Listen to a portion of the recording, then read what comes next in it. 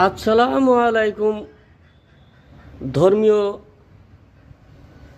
প্রাণপ্রিয় সকল কোরআন ভক্ত লোকের কাছে আমার ভিডিওটা যেন পৌঁছায়।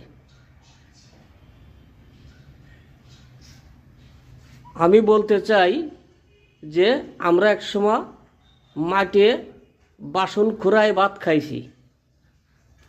আমরা একসময় কলার পাতা সারিবদ্ধভাবে ভাত খাইছি।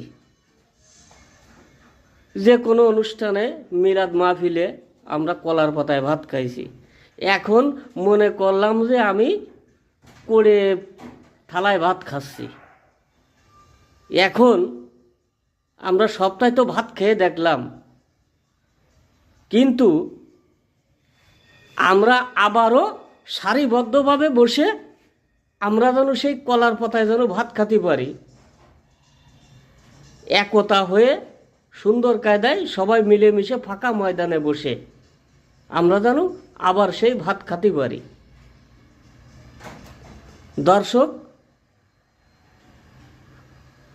আমরা দাঁড়িপাল্লায় ভোট দিয়ে আবার সেই কলার পাতায় যেন আমরা ভাত খেতে পারি, সবাই একতা হয়ে সারিবদ্ধভাবে বসে, আমাকে কোনো দ্বিধাদ্বন্দ্ব যেন না থাকে।